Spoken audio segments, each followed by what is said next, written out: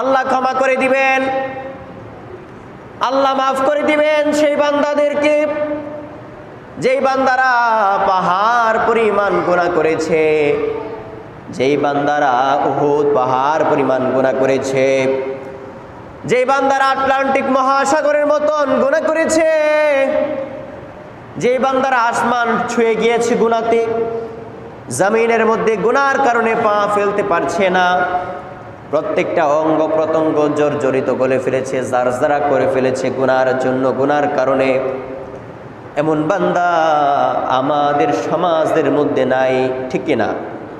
আছে? এরকম গুনাহগার কি সমাজে আছে? মনে হয় নাই। আছে? আমি জানি আমাদের মহানী এলাকার মধ্যে নাই, কিন্তু দূরে এলাকার মধ্যে মনে আছে। প্রিয় ভাইয়েরা আমার, গুনাহ ছাড়া কোনো ব্যক্তি হয় না। কারো গুনাহ বেশি, আবার কারো গুনাহ কম। আমার আল্লাহ পাক রব্বুল আলামিন বলেন, যার গুনাহ বেশি থাক, যার গুনাহ কম থাক, সমস্যা নাই।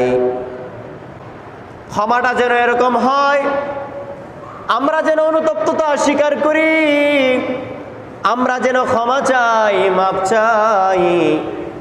আমরা কিভাবে ক্ষমা চাবো, কিভাবে মাপ চাবো, আমাদের আদি পিতা আমাদেরকে শিক্ষা দান করেছেন। আদম আলাইহিস সালাম যেই সময় ভুল করলো, শত শত বছর কেটে গেল, আল্লাহ পাক রব্বুল আলামিন মাফ করেন না। আল্লাহ পাক রব্বুল আলামিনের দরবারে পড়ল, রব্বানা যালামনা আনফুসানা ওয়া ইল্লাম তাগফির লানা ওয়া তারহামনা লানাকুনান্না মিনাল খাসিরিন। সুবহানাল্লাহ। আল্লাহ পাক রব্বুল আলামিনের দরবারে আদম আলাইহিস সালাম গুনাহ মাফের জন্য কান্নাকাটি করতে লাগলো। 100 বছর নয়, 200 বছর নয়, 300 বছর নয়, 350 বছর পর্যন্ত কাঁদতে লাগলো।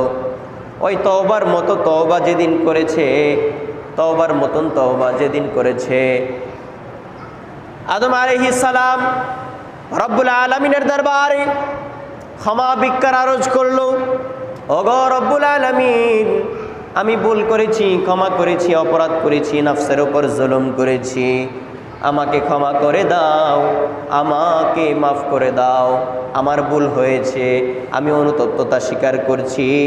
নিমিষেই আমার আল্লাহ পাক রব্বুল আলামিন আদি পিতা আদম আলাইহিস সালামের দোয়াকে কবুল করে তিনাকে মাফ করে দিয়েছে। সুবহানাল্লাহ।